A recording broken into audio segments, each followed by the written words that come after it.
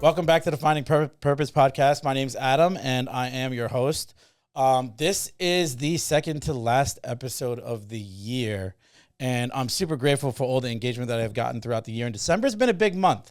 We featured, we kicked off the month with Dave Regina. Powerful episode where he talked about purpose. He talked about ACE. He talked about his life and his transition throughout moving from Mount Vernon all the way to Greenwich, Connecticut, and then starting his ACE Cultivates Excellence with Sean Degnan, who was also on a previous episode. And then we transitioned into a more spiritual episode with my friend Neil Bakshi, who really does a lot when it comes to the yoga world and providing plant medicine to his clients and really building upon that spiritual transformation. Last week, we were able to have Dimitri Ganias here. She is a local here to Greenwich, but just her approach to motherhood and her approach to the community and the impact of her Greek upbringing and what family truly means to her was great to tie into the this month of celebration, this month of holiday. And I couldn't think of a better person to have with me today than my friend Mike Spindler. I always like to have people who I'm close to, people who I look up to, and people who have been a part of my journey around the holidays. Like I featured my best friend, Joe Fortunato, who I had known for 25 years, the week of Thanksgiving. And now this Christmas Eve, we're going to have this episode with Mike. And Mike, I invited on, and I've been wanting to have him on at just the right time, but I've known him for almost 10 years now. And me and him worked together when we were working in the restaurant industry at Capitol Grill. Yep. You remember those days? Yep. Can't forget it. And, our lives are so different from when we first met. And Mike was a witness to a lot of my transformation, kind of had a courtside seat. During COVID, Mike really reinvented himself in his career and his goals.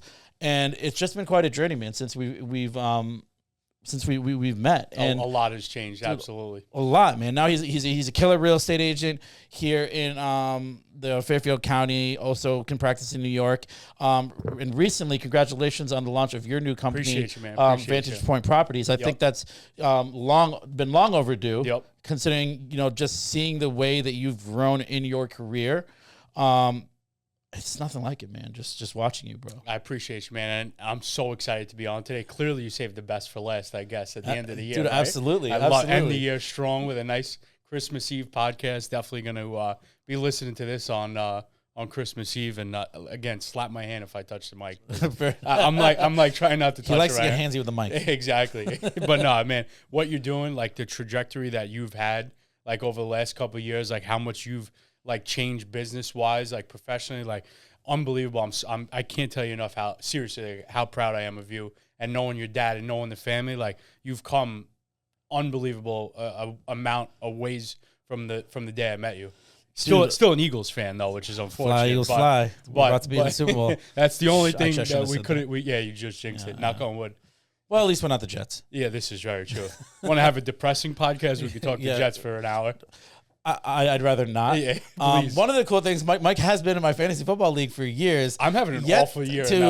I don't know. Like I think you made the playoffs a couple times. I made the playoffs my first year, and then I've been downhill since. I don't know, man. I don't know. Yeah, this year's been a rough year. Rough. I am like third in points though, which is incredible. How's that possible? I'm like dead last when I'm third in points. Dude, I don't know, man. You got better luck next year. But just having you in that and just like.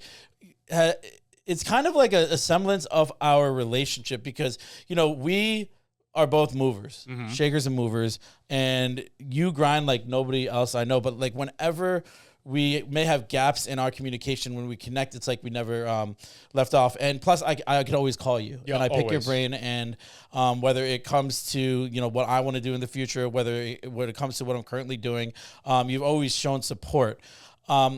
I want to bring my audience back to just like the early Michael Spindler. Yep. I know some of your early story. I know that you are from Brooklyn. Yep. Grew up there. You are an only child. Let's just kind of bring them back to just the early days of Michael Spindler and what it was like for you growing up and your early upbringing. Yep. So grew up in Bensonhurst, Brooklyn. Neighborhoods changed totally since I left. But starting at the real early years, my parents got separated. in 2001, week before 9/11, we moved into like a little studio apartment, my mom and I, in a 3-family house in Brooklyn. And honestly, like ever since that moment, like being like having to be like the man of the house, and I was young, right? But having to be like the man of the house and being there for my mom and, you know, protecting her and whatnot. Like it sounds cheesy, but like being the man of the house, like that's really where I felt like I grew up right at that moment. Once we moved in, and again, we were young, you know, I was young, but that's where it started. How old are you? How old was I? I was like, I don't know, like 8 or 9. Okay. Like, but like still, like, you know, it's again, I was young, but like, and then as the years grew, you know, forward and I got older, took more and more responsibility, you know, and I feel like that's why, like, and it's helped me out business wise because you were able to mature at such a young age that like people, you know, I'd meet people and I was 25, and I'm sure you had a similar kind of scenario where it's like you're 25, like you act much older, you know, and it started right then and there. Being there for my mother, like, you know, she'd work, she'd get home like 7 o'clock at night. You know, obviously not at 9 years old, I was cooking dinner. But once I got to like, you know, 14, 15, I was the one that was heating up dinner, cleaning the dishes. You know, that you learn that stuff at an early age. I think obviously really benefits you, you know, in the long run. Not my cooking skills are iffy, but, you know, you got to start somewhere. Well, what was it like watching your mom kind of take the reins, bring you along with her, and watching kind of your parents' marriage deteriorate as an only child? Yeah. Not, you know, a lot of people like, you know, have siblings to lean on.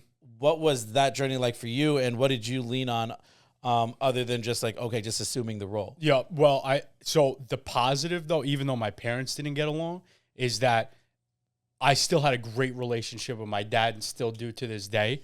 So when they got separated, we were living in Staten Island. We had moved back to Brooklyn, and like a year or two later, he moved back to Brooklyn as well. But my grandparents, to answer your question, like my mother's parents were a huge role in my life growing up. Like my grandfather's the one who taught me everything sports wise. You know, unfortunately, he was a Yankee fan. You know, so he didn't teach me everything and all the good stuff sports wise. But he, you know, he's the one who was taking me to baseball games, football games. You know, all that stuff was a key role in me growing up and learning sports and playing sports as well, which, as you know, is like a great, like having friends and meeting people. Like that's what you need. What did you play? I played baseball. Okay. I wasn't any good, like, but playing and meeting a lot of guys and making a lot of friends, you know, was awesome. It's something I, you know, wish I continued doing, but I unfortunately wasn't good enough, you know? Hey, listen, I mean, it kept you in the community. And I think sports are a huge part of the community. That's awesome that you had your grandparents. And, you know, obviously you're Italian, the Italian values. I see the way that you treat family, and I also see the way that you treat your close group of friends that came up with you back in Brooklyn. Yep. And talk a little bit about that. So there's not a lot of them because, unfortunately, the school that I went to, so I went to New Utrecht High School, the nickname of New Utrecht was useless because, you know, like when I went to school, there was like metal detectors, like Friday was metal detector day. Really? You know, because kids were getting stabbed. There was, you know, not that there was like shootings or anything like that, but kids were bringing in guns. There was drugs. So it wasn't a great school, right? So, you know, a lot of those kids that I grew up with, unfortunately, I don't really see anymore because their lives, unfortunately, took not the same path that it took for me, right? They're still in the neighborhood. And then the close-knit ones, like, I don't know if you met my friend Vin. He opened up a construction company. That's my best friend, you know, and he ended up, you know, with a successful construction company. So I can't say I really leaned on that because the environment that was around me school-wise was not great. I did terrible in high school. I was an awful student. They used to call me Mikey Sleeps. I don't know if I ever told you that because I'd always fall asleep in class and I'd put my head down and I'd walk the hallways with, like, you know, the mark on your forehead from taking a nap. So I was not a good, you know, student in high school. So I can't really say that I leaned on that much, but the few that I have from back home, you know, mean the world to me. When you reflect upon some of your fellow students and the paths that they took, and obviously you not following that same path, what guardrails were in place other than family and your grandfather? It's hard not to fall into that trap. Yep, very hard. What do you attribute to that? And when you think about it, like, how do you feel? You know, look, I feel like I got lucky at the end of the day. I don't think it was one specific thing. It was just, I genuinely got lucky that I was not like, there was fights that happened outside of high school, like literally street brawls. Like, I don't know if I ever told you a story that I accidentally got arrested. No, tell me the story. Yeah. So we were out in the city one night, and it was a group of us. We had left the club, right? We were like 20, we were young. And I kept walking with another group of friends, and another 3 or 4 guys stayed back. They were at a halal cart, and they got into a brawl, and with another group of 4 or 5 guys over like halal or something. I don't even know what it was. And they got into a brawl. They beat those kids up. Not bad, just a couple punches here and there. And then I walked back to meet up with them. We turned the corner. We were in the meatpacking district, and like we walked halfway up the block, and we were all arrested. And we spent the night in jail. And like my parents were shook because they didn't have any money for lawyers. Like I was going to jail I was going to jail for a long time. And not that nobody really did anything, but we spent 24 hours in a cell, and they were like, Mike, we saw the video, you weren't there, we let you out. And that was a pivotal moment because like that was like, whoa, like the life, it could happen like that where your life is done. And luckily, I wasn't there. And nobody really got hurt, but things happened. Those kids ended up with, penalties and fines and things like that. And luckily I got out of that. So that was a key moment, that happened where it was like, it could change at the drop of a hat. Yeah, man. I mean, that's definitely like a major turning point in 9 opener. Yep. And, coming out of that experience and not really being removed from that too much, being in Brooklyn, going to the school that you went to and seeing just the darker side of that community also. It's such a transition to now being out here in suburbia. Yeah, big time. And what are things that you miss the most about Brooklyn and your upbringing and being in the city? There's 2 things. You're going to laugh. Food. Yep. Both are food. Pizza, I don't care what anybody says. New Haven pizza does not compare with Brooklyn, New York pizza. I agree. I don't even think it's on the same level. Like, it's not even in the same, sentence. Yeah. And number 2, bagels. Bagels in New York are killer. Huh. Out here, they're a little mediocre. That's really it. I mean, the great thing about being over here in Fairfield County is, like we could be back in New York. I mean, it's a 55-minute train ride to the city. So it's like you get the best of both worlds. Obviously, I have that conversation every day with clients that are coming up from New York of like, guys, you get the benefit of being in a city. You get the benefit of living an easier life over here, but you could be back in the city for a show and dinner in an hour. Yeah. And that's unbeatable. So to be honest with you, there's nothing that I miss back home. I go back every once in a while, and I'm like, damn, I don't miss this. There's no parking. It's not clean. It's smelly. It's smelly. But to be close by, that's a home run. Well, that's a conversation I think we had recently when you were in the city, I think on a date night, and I was like, dude, I hate that. Yep. I was like, I hate that. And you're like, no, it's not that bad. Yep. And I'm like, okay. Yeah. And for me, like when I go into the city, especially in the summer, I hate going into the city in the summer because there's this one time I went to the city in the summer, bro, and we were walking around. My sister met me, and by the time I got home, like I smelled the city. Like every single layer of article of clothing of mine smelled like city. I took it off. I smelled it. Smelled like city. I had to wash it. I had to shower. And like, you don't get that out here, know. And I think it makes me appreciate the littler things when it comes to just like the fresh air and the clean water and not. I mean, it's crowded here because there are a lot of city people moving out here, thanks to people like you. Mm-hmm. Literally. But I don't know. Like it's a totally different lifestyle. It honestly, like you asked me right before I got here, like, oh, where'd you park, right? And I got a spot literally right in front, a block down. Yeah, that doesn't exist in New York. Like you have to plan. Like I think about my dad, who's still in Brooklyn, and he's gonna move up here in the next couple months. But I think about his day to day, where it's like you have to plan your day when you come home from work, when you go to the grocery store. There's nowhere to park, and our jobs, like as you're 1099, I'm assuming, right? Like, like we don't get paid hourly, so like our time is so precious and valuable, and like the time wasted looking for a parking spot is mind blowing over there. Yeah. Like if you take a year's worth of looking for parking, and that adds up to 10 hours worth. Think about what you can do in 10 hours worth of time. It's unbelievable if you really think about it. Well, that's also bringing our mentality there. Yes, you know, because down there, like exactly. they don't drive. Exactly. You know, like they're hopping on the subway and true. Very true. and dealing with that. So they might be saving time. Right. You know, True, but like true. for us, like to go down there and do that, it's like, oh fuck, I'm sorry, but like, you Yeah, know, are we like, allowed to curse on here? yeah, I curse, but I We try can not, edit you it know. out, right? Yeah, but it's like, yeah, like fuck that shit. Like I don't want to like deal with that. But I think it attributes to just taking the smaller things for granted. Also, where it's the convenience, the beauty, the nature. And, you know, those are a lot of things that I lean on when it comes to just like also escaping the hustle of everything. Exactly. You know, when we first met, we were working at Capitol Grill.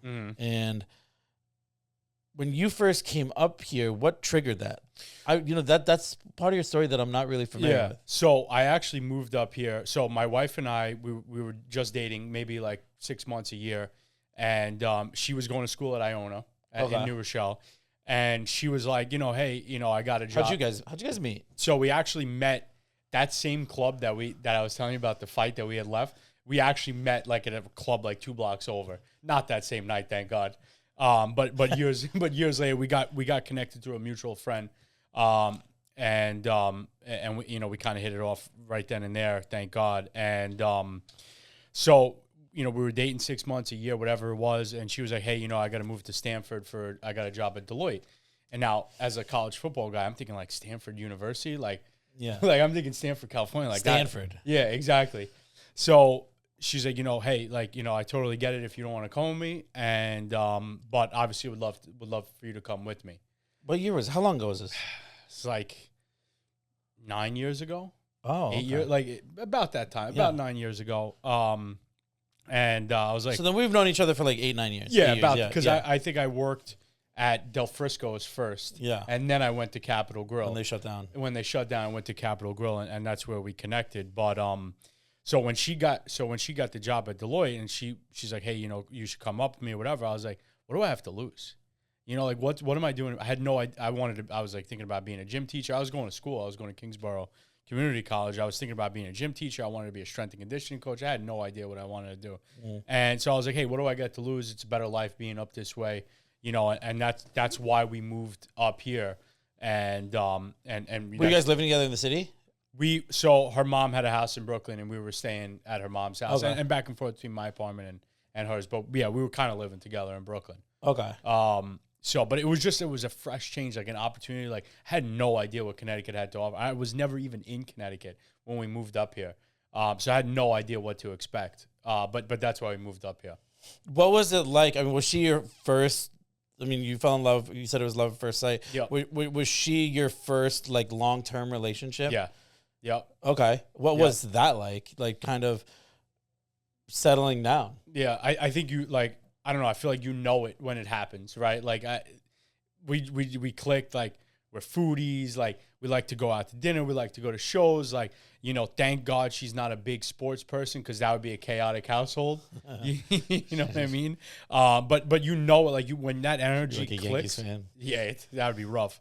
But that energy clicked right from the very beginning. Conversations flow easy, just like how it is like with you and I. Like when you just know it when it happens, like the convos flow. So it really wasn't a hard transition. Even moving up this way, a lot of people had said like, you guys are moving up there. Like you have a lot of like, not family, but like a lot of friends and everything. We're like what are you doing? Like you're moving to Connecticut? Like what are you going to be on a farm? Like people had no idea. But in our gut, we both knew it was the right fit, to move up this way. Well, that's like a major turning point, especially like deciding to do it. I'm not going to say for a girl, because at that point you already knew. Right. But also it's like this better work. Yes. Was there when you made that change, Mm-hmm. you told your mom, Yep. I'm leaving Brooklyn. Yep. I'm going with Leanne. Mm-hmm. What was it like for you emotionally? Like when it came to, I mean, that's a big change. Mm-hmm. For me, it would be scary. Yep. To a certain extent. Yep. And obviously also, leaving your mom, who you saw move you into that 1-bedroom studio apartment, and you assumed this role of like the man in the house. Yep. What was that like? At that point, it was really time because it was like a 400 square foot apartment that we were living in. At that point, I was no longer 9 years old. Exactly. Yeah. So it was tough, man. Like I was becoming a man, like I was becoming an adult, and like that just not going to work. So it was the right time. And I was lucky enough and still lucky enough that like my grandmother was right. Like she lives a couple blocks over, you know, my uncle, my aunts, they lived in Brooklyn. My dad is still in Brooklyn. So there was still people around her to help her out with things. A week after we moved, she had major surgery and almost died. So she had sepsis, you know, in the blood, in the bloodstream, and I think it was from her kidney or her liver. And she was like, I thought that was it. Like a week after, like it was crazy, and I was like, oh my God, did I make the right decision? Like, what are the odds? And now we look back and we laugh, like, yeah, you really didn't want me to leave. Like a week after I go, you're literally on your, you know, we were literally counting her out. Like she was donezo. And somehow the doctor saved her. So thank God that was another big, you know, kind of big moment, but it was the right time. And I didn't even know it, but it was the right time to move out, and everything kind of happens for a reason. What lessons and just life lessons, what life lessons did you learn from living with your mom in that small space and now moving in with another woman, you know, and what did you take with you? The biggest thing is that as the guy, you're always going to be wrong. You know, like you got to be, you know, they're going to have more time in the bathroom than you. Like you're getting like, all right, babe, we're going out at 7:00. We have to leave by 7. You'll have the bathroom from 6:50 to 7:00. Like, you know, so you kind of, and it sounds crazy, but to have a successful relationship, you know, you have to like be able to kind of jive and make sure it works. So like that's something I definitely learned right out of the gate. That was an easy transition because, you know, I was living with my mom. So that was easy, you know, and I'd say the other thing would be is that you got to be respectful of each other's like space too at the same time. Like, you know, like like sometimes like I just want to watch the game from 1 to 4, like 1 to 7, 1 to 10. If I'm lucky, but at least give me the 1 to 4 window. Watch a little red zone. Yeah. So you got to be able to respect. Like my mom always gave me that, and Leanne does the same exact thing. Like totally get it. That's something you're passionate about. You want to chill out, decompress from work. That's the best way to do it. What was it like just landing in Stanford? And she's starting a career, and basically you kind of had to figure out what you wanted to do. Yeah, and I didn't after. Like it still took me a couple of years of living here before I figured it out. You tried a lot of things. Yeah.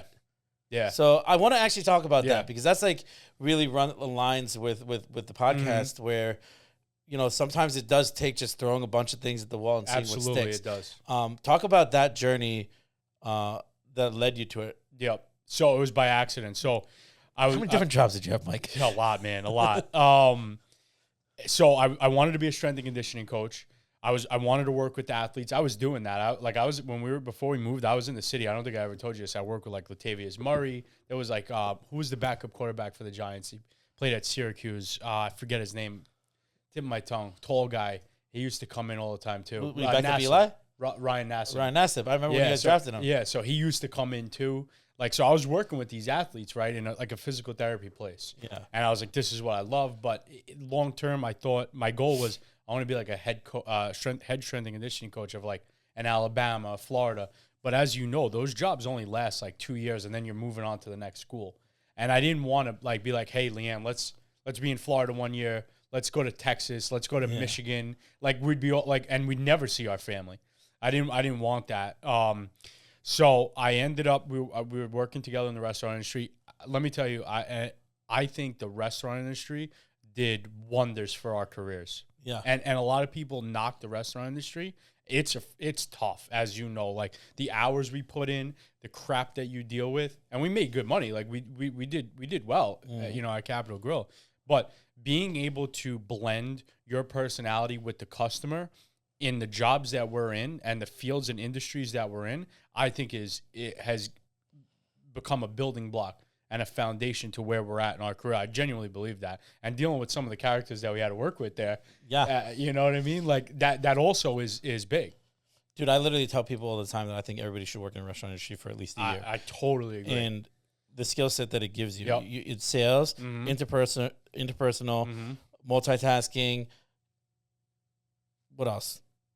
Sales, interpersonal, multitasking, ability, conflict resolution. Yeah, conflict resolution, absolutely. You know, customer service, everything, communication.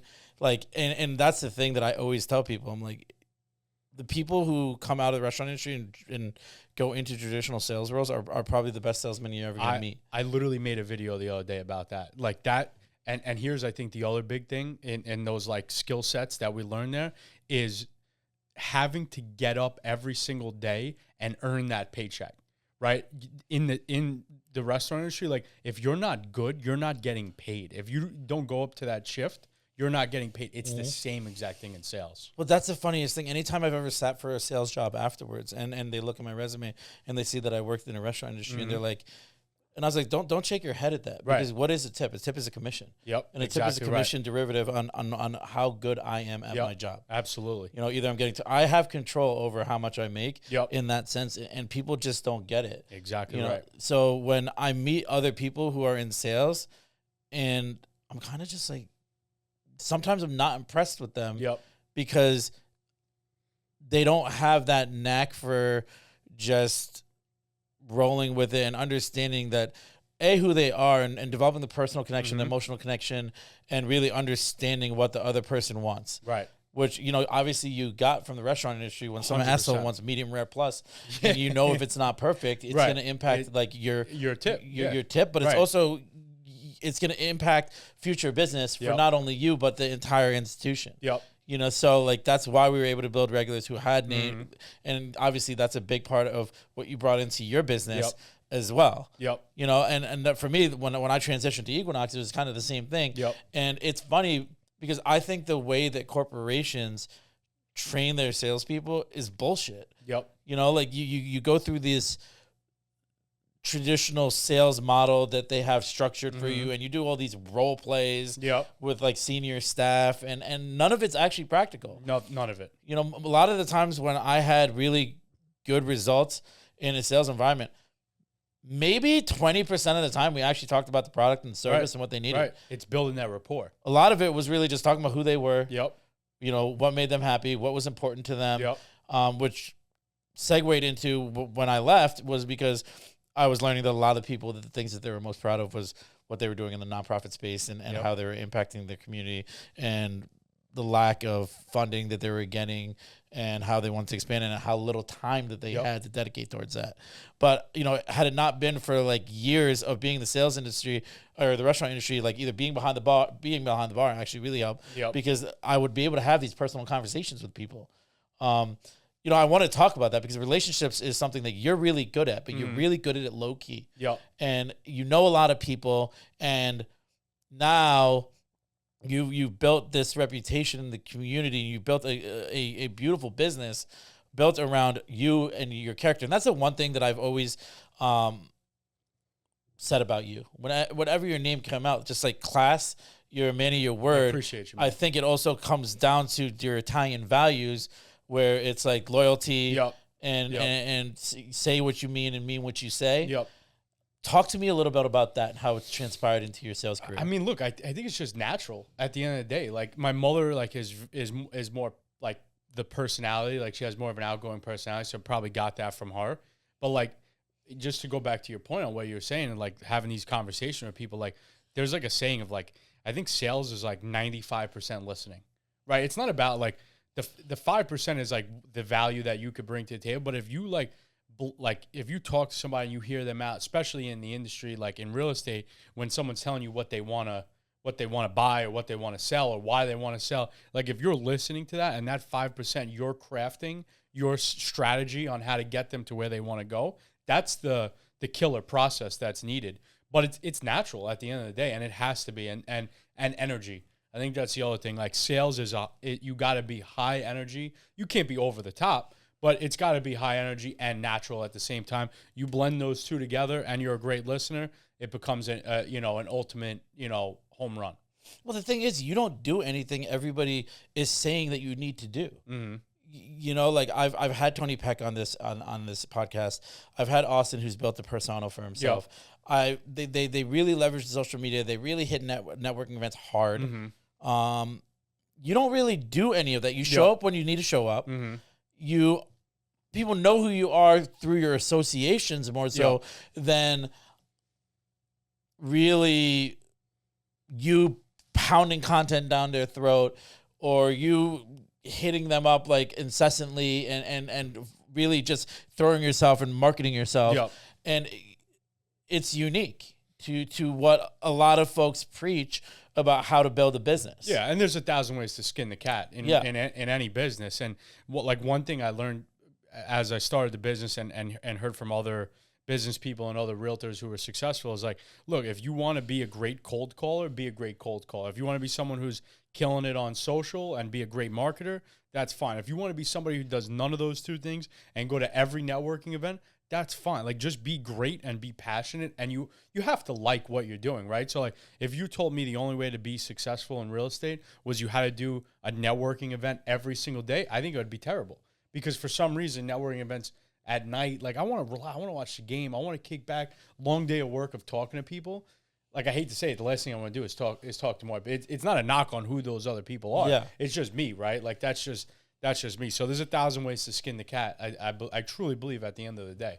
Well, I think also like with the networking events, and I love cats, by the way. No knock on your cat. Dude, I love my cat. Callie, shout out. I think also one of the things with networking events is you're also relationship based. Yep. And I operate the same way where I can sit and meet someone for the first time in a loud room with a lot of people, but I'm not going to have a meaningful conversation with them. I can't even focus. What I've been doing now is when I go to networking events, I will meet someone. If I feel like our energy is there, if I feel like there's a connection, if I feel like there's opportunity for us to collaborate, I'll be like, listen, I don't have the bandwidth right now. Yep. It's a loud room. There's way too much happening. Let me shoot you my one-on-one link. Yep. And then I will pursue them that way. Yep. And I'll be like, hey, listen, like, follow up with them the next day. So nice to meet you. Let's get something on the books where we can connect one-on-one, undivided attention, and really get to know each other. Yep. I and agree. for me, that has provided me with so many new, like, genuine connections, as opposed to, oh, like, I know that person. Oh, I follow them on Instagram. What did I talk about with them? Yep. And you know what I mean? You're never going to remember that conversation. Especially like if someone's having a drink or two. Like, you're never going to remember those conversations, and it's loud. Forget it. It's not going to happen. Yeah. And that's really the type of relationships that I find for me have been the most useful because it's cool to meet hundreds of thousands of people. And I think there are a lot of people who know who I am. Yep. And there's ways to get in touch with me. And I also know a lot of people where I could reach out to them and be like, hey, listen, this is something that I think you'd fit really well with, you know? And I think, so talk about how you cultivate relationships, because I don't think I've heard anyone ever say anything bad about you. That means a lot. Yeah. I don't think there's one specific thing that I do. I think the big thing, and a lot of people in sales, specifically real estate agents, really miss the mark, is you don't want to make yourself too available, but you have to be available, right? Like, you call me at, like, if you call me at 9:30 at night, I am going to answer the phone, right? So I'd rather skip a networking event, be sitting on my couch and take a phone call, right? Especially if it's something that involving a deal or shit's hitting the fan or whatever, you know, hey, I want to buy a house. Like, I'm happy to take that. What am I doing at 9:30 at night? I'm not at that networking event. I'm relaxing. I'm watching the game. So I think that being available, answering text messages, there's agents that I've worked with, you know, that you send the text to them, they'll respond 3 days later. To me, you know, that's part of the relationship, is being reliable. Is if you're reliable and the consumer can count on you, and your friendship can count, like they could count on you, I think that's worth its weight in gold. Yeah. I don't think there's a specific strategy right behind it. It's just being there. And look, there's times where I'm out to dinner and a client calls me. Like, look, I'd be like, hey, I'll call you as soon as I'm done. You know, and those are the pros and cons of being in sales. Is sometimes you got to take a call at 9 o'clock at night, but that's why you get paid $20,000 to sell a house. You know what I mean, or more, depending on the price. But that, you know, you have to make yourself available, if that makes sense. Yeah, no, totally, that makes sense. And how do you manage to balance? I mean, obviously now you're married, and how do you balance that? Well, obviously my wife's been with me a long time now, right? Like we've talked about, and she knows, like, it's not that I'm not bullshitting with my friends at 10 o'clock at night. I'm having a serious conversation that's going to affect our lives, right? Because at the end of the day, if this deal doesn't go through, like, this is how I put food on the table, right? So, like, if this deal doesn't go through because I'm not available, because what? Because it's 9 o'clock.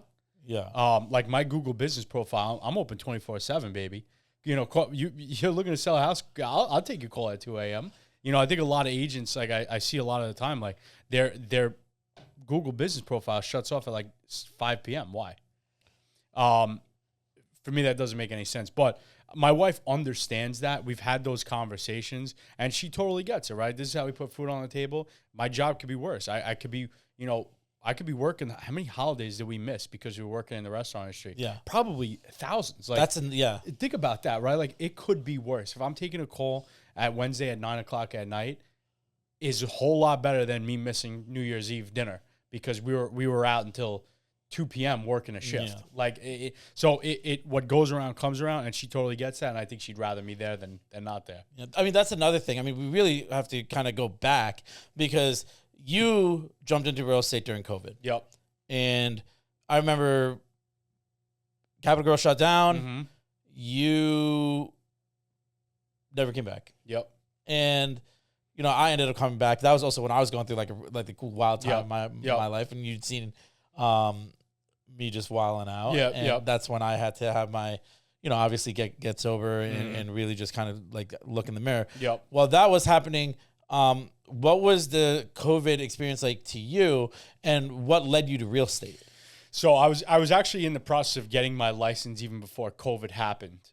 So it totally worked out timing wise. I feel like you were going to be like a cop at one point. Yeah, I was trying to become a cop. I was taking the test. The way they had it worked is you got to take the physical every 6 months. I feel like if I didn't go into real estate, I'd still be waiting for the call. There was guys that I was meeting, guys and girls who were veterans, who were worked for sanitation, who were waiting 10 years, which I didn't have any of that background. Yeah. Which is insane. So yeah, I was taking that. I got lucky because I was getting my license as right before COVID happened. I actually fell into it because I was paying $1,000 a month for a guy in Hamden, Connecticut, was teaching courses on how to buy real estate without any money down, which is kind of far-fetched at the end of the day. I mean, it kind of exists, but not really. Yeah. Maybe as you go further north or in those more rural areas. And my wife's like, do you realize you're like, wait, I didn't have that type of money to spend. Like, $1,000 is one week's worth of shifts. Yeah. In the restaurant industry. So I had no idea about real estate either. Like, I didn't know what an oil tank was. I didn't know what a furnace is. So I was like, I'm spending I've spent a couple $1,000s. I have no idea about real estate. Why don't I give being a real estate agent a shot? What's the worst that could happen? Spend the money on getting my license. If it doesn't work out, at least I learned something. So it kind of, the timing worked out perfectly somehow. So Leanne's like, hey, why don't you just get your real estate license and stop listening to this asshole from Hamden? Basically. Especially because it was $1,000 a month. And I wasn't buying any real estate with no money down. It was 6 months. I was like, I've wasted $6,000. What am I buying? What house are you buying in this area with no money down? It doesn't really exist. Yeah. Not in this area, at least. I don't really think it exists anywhere now. Yeah. Few and far. Yeah. So Leanne makes that suggestion. You do it. Mm-hmm. You told me the story about how you had to drive all the way up to Massachusetts to take your test. Yep. And when you were like, okay, I did. I'm done. Mm-hmm. Was this in the heart of COVID still? Yep. So I took the reason why I took it in Mass is because all the stations to take the test over here. You finished your test the first time. I'm taking it for the third time, in 2 weeks, and God damn it. Yeah, I thought I failed. I was like, there's no shot. I just don't test well. Either do I. I was never a good student, like I said. So I when I left there, I was like, there's no way I passed this test. And I must have passed by a point. They didn't give it to you right away? Yeah, they did. They didn't give you the score though. Oh, they're just like pass? Yeah, like pass. I'm like, all right, did I get a 76? And Who cares? Yeah, it doesn't matter. Exactly. Who cares, dude? Exactly. I'd love to Yeah, get that. exactly. And I plan on getting that in 2 weeks. Yeah, you will. And okay, so now you go from being in the structured restaurant environment, and now you're just like, I gotta figure this out, and I gotta hit the ground running. Yep. What was that like? You connected with Remax. Did you connect with Chris right away? Chris, yeah. So when I was going through the licensing process, I was like, I want to work with the best, right? If I'm gonna do this, might as well do it up right. So I like Googled like who's the top agent in town at that point, whatever it was, 6 years ago, 5 years ago. I was like, let me work Chris. At that point, he was the top. So we were actually, it wasn't even Remax, it was Compass in Greenwich. Yeah. So I sat down with him. He asked me, and we still talk about it to this day because he's a mentor to me. And he's like, how many deals do you want to do your first year?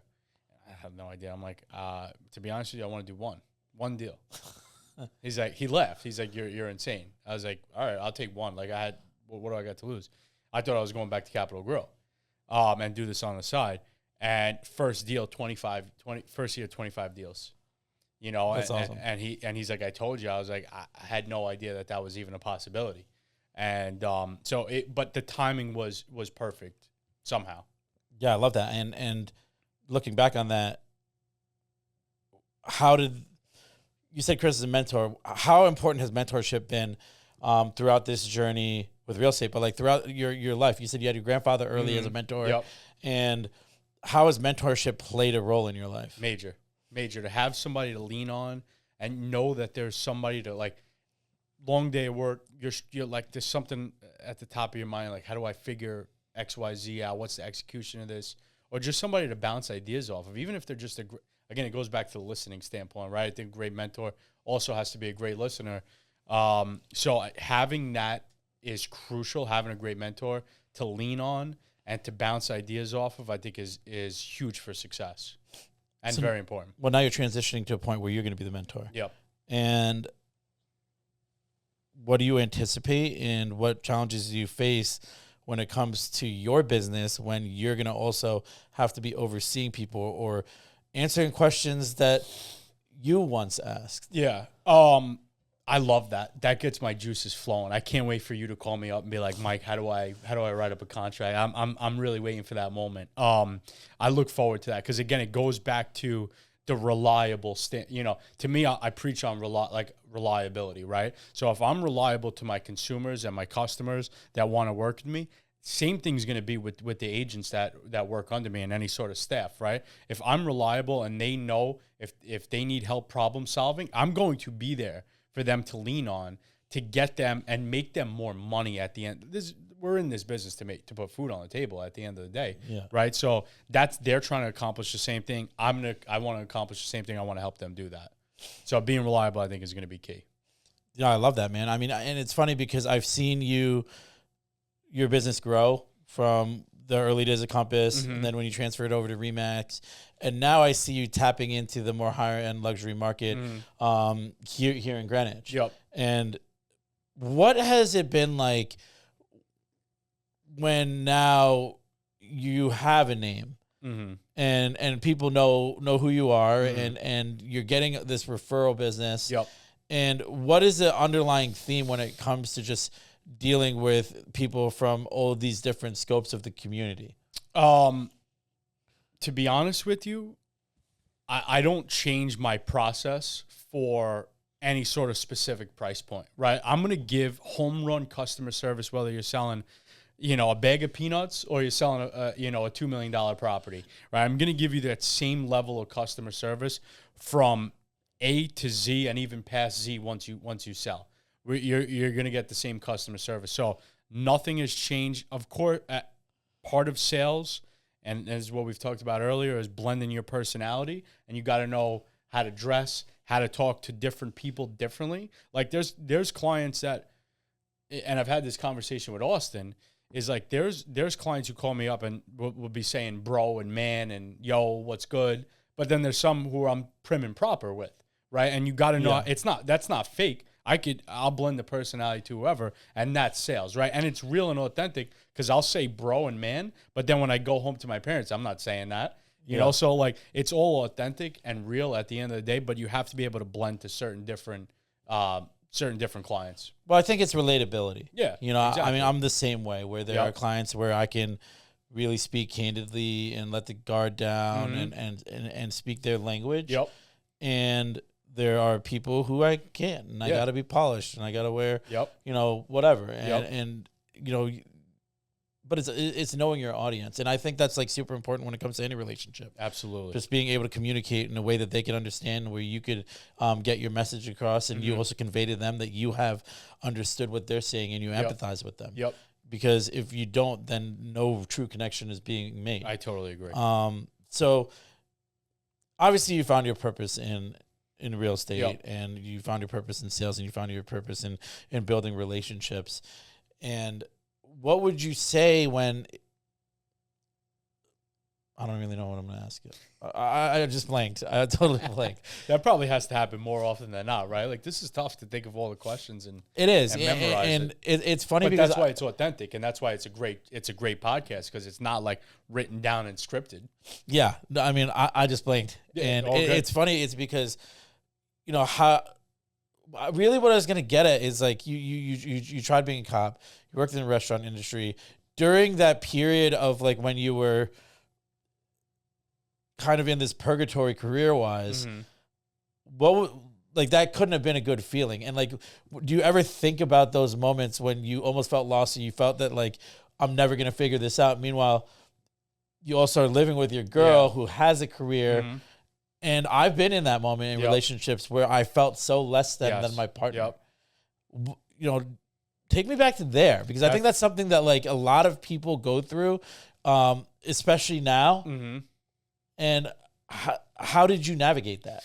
I think out of all the questions you asked, that actually, it's funny you blanked, because that's actually led to the best question that I think you've asked so far. I had a pit in my stomach, man. Every single day I wake up, like not knowing what tomorrow would bring really pissed me off. And my wife supported me, thank God. You need to have somebody that supports you, right? If ultimately you're with somebody that's knocking you down and like, you know, putting you on, like you're not going to get better, right? And it goes back to like the mentorship and having somebody to lean on, you know, but I had a pit in my stomach. So you need somebody to support you during those kind of like quote unquote dark times or whatever, or unknown times.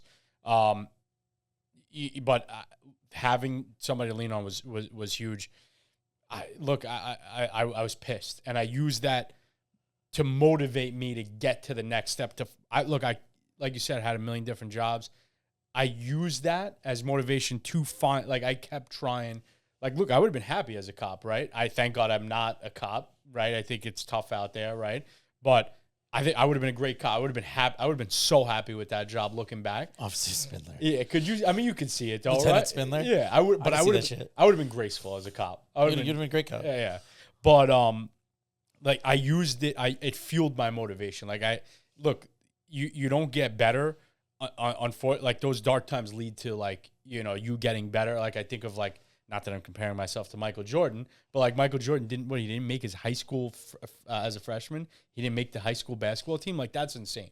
And he used that as motivation to absolutely fuel him and skyrocket him to, you know, to being a great college basketball player. And of course the best of the best NBA wise. And like, that's what I think about from like an athlete standpoint of like, all right, yeah, it sucked for a couple of years, but like, if you find that right thing, it's just going to ultimately skyrocket you, especially if you're passionate about it. It's so true, man. And once it starts to click, it's pretty awesome. You know, like that first year of real estate where you said that you only wanted one sale, right? Yep. What was that year like, and what lessons did you learn? Because I always think it's that first year where you're like, all right, and I can speak for myself where this was my first year. And what did you learn in that first year that you're just like, okay, like I remember, like even now when you're talking to a client or you're in a process and you're like, oh, I made this mistake year one. I'm not going to do that year one. I think it's similar to like going back to those like unknown times. Like I think back to like some of the things I did my first year, and I'm like process wise, I'm like, I hate myself for that. And I'm going to use that, like write that down. I'm going to use that and never make that same mistake again and fuel it to make me a better, better person, better agent every single day that I wake up. And so I just think it goes back to like, make that mistake. Great. It's fine. It's acceptable. Never make that again and learn from it. What did you learn about yourself year one? What did I learn year one? That I was able to click with the clients, right? What I learned, I was able to click with the clients. And one of the things is having, just kind of bring this full circle, I guess, of like from where we started in Brooklyn, like so many people have moved up this way, right? So I was able to click with them on the fact that like, all right, you moved up from New York. I know that same pizzeria you went to. I know that same bagel store. I know that same block that you grew up on. I could relate to the transition that you're about to make. And that's what clicked. And that was like the light bulb went off of like, all right, this is not going to change. People are always going to be moving up from New York to Fairfield County and Westchester County. And that's when it all clicked of like, all right, this could be a home run. I'm not going to let you pass with that answer. What did you learn about Michael Spindler in that first year? What did I learn about? Oh, that's a tough question, man. That might be number 2 on the hardest question. Just buying time until I think about what my answer is going to be. What did I learn about Mike Spindler? And you went into it thinking you were going to get one sale. Yep. That, I don't know. I had no idea to give great customer service. I mean, there's really, again, what we're doing, what I'm doing is nothing fancy to this, man. Like, there's a million different realtors. Like, it's the highest grossing, the highest job, like, count of people, of population of realtors. Bro, I hate you, bro. You know what the thing is? It's like that had to have built confidence like no other. Yeah. Getting 25 sales, going into this first meeting with Chris, being like, hey, one sale would be fine. It's all about confidence. But the thing is like, even in your answer was humility. Yeah. And I think that's one of the things that, Thank God you spun it like that, because I genuinely had no answer. It's so crazy, bro, because you're like one of the humblest people I know. Yeah. But it's that confidence that you don't need to be overly confident where, and that's another thing that separates you from so many different people who are building businesses where they go into it with just this overconfidence. Yeah. And it sometimes comes off as like, hey, too much. Yep. Like you're confident in your abilities, so you can be humble in the way that you carry yourself. I think that's like super unique to what is getting pounded on you on social media when it comes to how to build your business, or you could get this many leads and this many things. And I'm your answer. Like, it's amazing what you do. Thank God you saved me on that. That was great. I love you for that. Dude, it's true though. No, I appreciate it. It's so true. I appreciate it.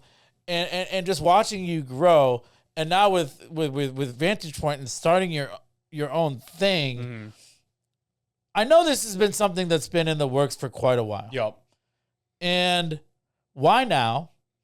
And what prevented you from doing it earlier? I should have done it earlier, right? But I think Jeff Bezos probably said he should have started. Now, obviously, I'm not comparing myself to Jeff Bezos, but like any person who's built a business has probably said they should have done it sooner. But you just know when it's the right time, right? Like, shout out to Chris if he listens to this. Like, he did everything, to help me get to where I'm at right this second. But when, like, he and I were button heads, like, I want to do one thing one way, he wants to do one thing another. Like, you just know when it's the right time. You just, like, have your finger on the pulse. When the partnership has run its course. Yeah, I mean, look, we have an unbelievable relationship to this day. We just went to the Army game the other day. I don't know if you saw, we went to the football game. Yeah. So I'm still close to him, right? We still talk almost every day. But you just know, you have your finger on the pulse of like when it's the right time, and it was the right time. And it should have been done sooner, but things happen for a reason. You made him a lot of money too. Yeah, exactly. And he helped me get to where I was at. Yeah, no, I mean, I just think it's funny. Was a little bit of it, given what I just said about how you lead with humility in the way that you conduct your business, was a little bit of like, he gave me so much, I was afraid to let him down.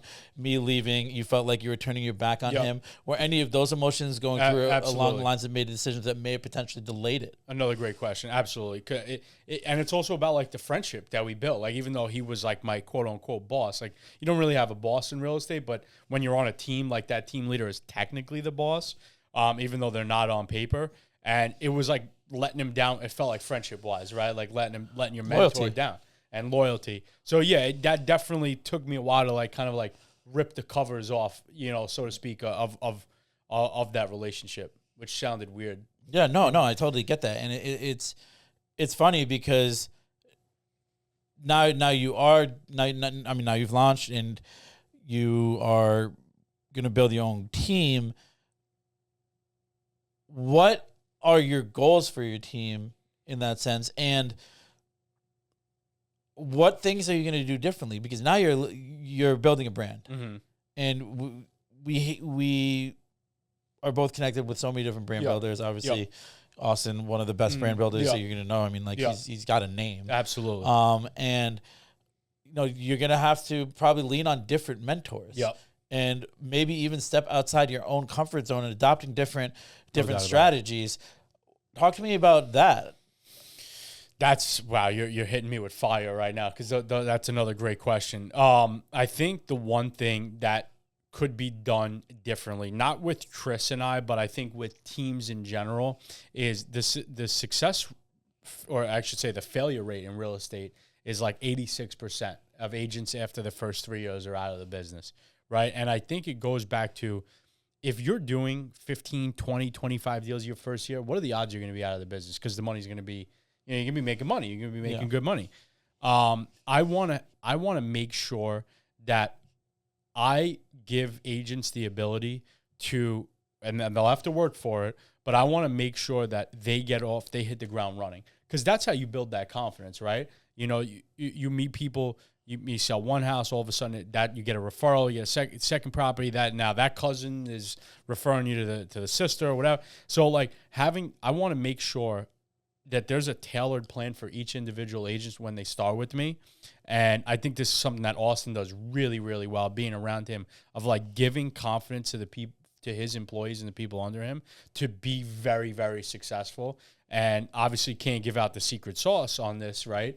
But there's some strategies that I have in mind on how I'm going to make sure that these agents right out the rip are killing it right out of the gate. That's very important to me. I don't want to see, look, if you come to me and you say, and if you say to me, hey, I want to do 2 deals, all right, there is people that only want to do this part-time, and I get that.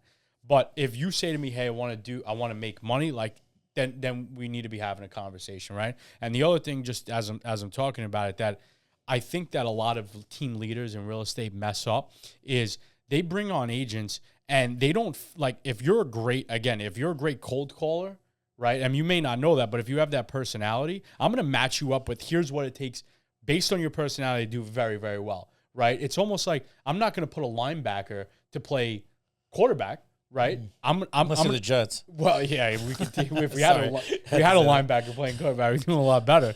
But football metaphors, just stay away from. Yeah, it's not good. It's all downhill. I'm just messing with you. But you got to take the talent, right? I want to be Bill Belichick, right? I want to take the talent and I want to put them in the best possible position. If you're not an outgoing person, that doesn't mean you can't do well in real estate, but maybe you're not someone who's going to want to do open houses, right? So I'm going to put you in the best possible position to succeed right out of the gate, and by doing that is finding what you're good at. Love that, man. I think like your journey has been like really awesome, and the way you've taken the values from growing up in Brooklyn and lead that for you to thrive now in your career has been like really amazing to watch, man.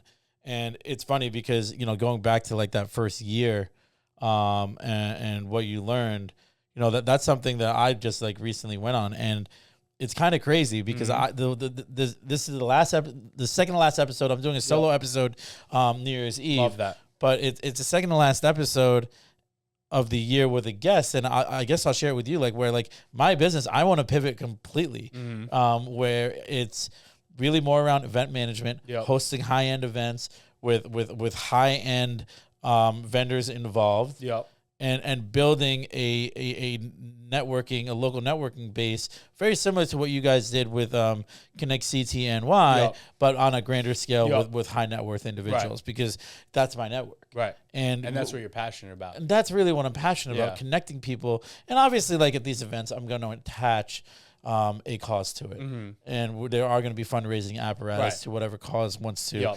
engage. And it allows me to be a little more versatile rather than working directly for a nonprofit and really doing the consulting work to a minimal, because I'm really more passionate about seeing people face to face and watching people connect on a high end level. And again, that's what you're good at. Yeah. Good at / passionate. It's funny too, because like we shared about how we navigate the networking events.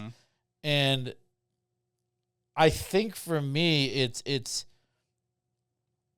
it's cool just hosting people. Yeah.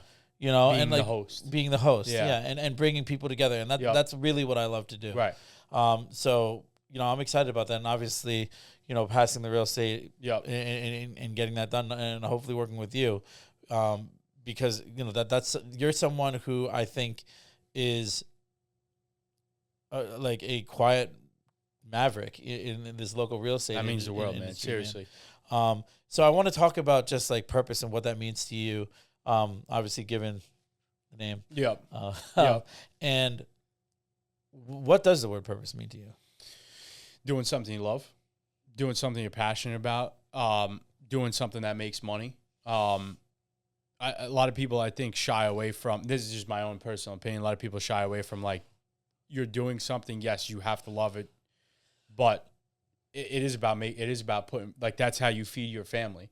Right. And so I think that there's a combo of all that, but most importantly, being passionate about and liking it, and also liking it so much that you thrive every single day to get better, to be great at that. And I think if, that to me is what purpose is about.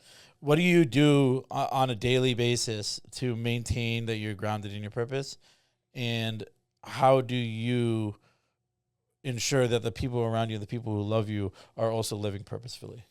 So being in the moment, I think a lot of people, to answer the latter part of that question, is being in the moment. I think a lot of people, and look, obviously, like, my whole business is like right here in this little box, and same thing with you, and same thing with thousands and millions of other people. Being in the moment to, like, enjoy the company of, like, your wife or family and friends, that to me answers that latter part of that question. What was the first part of the question? And not really about the people that you love, but like, what advice would you give to someone on the journey of finding their own purpose? I think it's almost like trial and error. I don't think that for me, like, I mean, there was nothing calculated, right, about everything that led me to getting into real estate. So it's almost like trial and error of trying different things until you, like, it. Just to go back, let's use sports analogy one more time. I use this a lot in business, by the way. I love sports analogies. Exactly. We can relate to it. But like an offensive coordinator, right? Like, you don't know that play is going to work until you try it, right? So you run that play. If that play works, if you're great at HB counter to the left, we're going to run that play all day long, right? Until it stops working, then you're going to pivot to another direction. So it's almost trial and error, I would say. And you like that? No, I do love that. Yeah, HB counter, baby. I could kill for a good offensive coordinator. Dude, hell yeah, HB counter, little play action. Yep. What are you going to the holidays? Mm-hmm.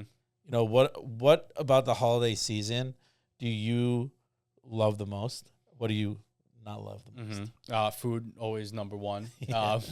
And being with family. Like Thanksgiving, my wife and I were able to host. Growing up, since my mom and I were in that, studio apartment, we were never, like, you like to host? Like, I love hosting. Like, it's something I'm passionate about, like cooking, what's everyone drinking. Like, I love that type of stuff, right? And maybe it's the restaurant industry guy in me, and I love that. To be able to host on Thanksgiving, we did it last year for the first time, is the best. Like, for me, was unbelievable. You don't have to go anywhere too. That's the big key. You don't have to deal with the traffic, but being together with family, talking, drinking, food, like, you can't. I know it's generic, but, like, you can't beat that. Yeah, I mean, I love Thanksgiving, and I love the holidays also because I feel warm inside, especially like when I'm connecting with people who I've known for a while, and even just like random holiday parties. And I love the sense of community around it, the sense of family. It's big. It's obviously like been different for me over the years, where my family was based in Philly, and then and then it's just like me, my dad, and my sister. Yep. But either way, it's just like a beautiful time of the year. Absolutely, it is. What do you? I guess I really want to. I don't really know what I want to end with, honestly, because I could talk to you for hours. Yeah. But we do have to end. Yep. And I you gotta keep paying for this. Yeah. Hey, they're good to me. Yep. But why don't you tell my audience, how they can get in touch with you, Yep. what's in store for 2025, and if anything additionally that you've got going on. Yeah. Look, Adam, I can't thank you enough for having me. Like I said, what I've seen you grow from day one, since the day I met you to now, is unbelievable. Super proud of you. I know your dad's definitely proud. Shout out to him. Hopefully he's feeling better. Yeah. But you can find me on Instagram. We always connect on Instagram. I always comment on your cat photos and then cat stories. But you can find me on Instagram. You can text me 347-419-2250. Any questions, thinking about getting into real estate. I'm always here, even if you're not joining us. We'd love to help. And what's in store is to grow VantagePoint and help more clients. All right, love that, Mike. And if you need to get in touch with Mike, you'd also reach out to me directly, and I'll connect you. Love it. All right. Happy holidays, everyone. And, I really am grateful for everyone who listened. Feel free to leave a review, preferably on Apple Podcasts. And, I'm excited for what this upcoming year has in store. Next week, I will have a solo episode where it's just me reviewing the year. It's going to be the Christmas or the New Year's Eve episode. And I wish everyone a safe and happy Christmas, happy Hanukkah. Hanukkah also falls on tomorrow, which is Christmas Day. Nice. And God bless.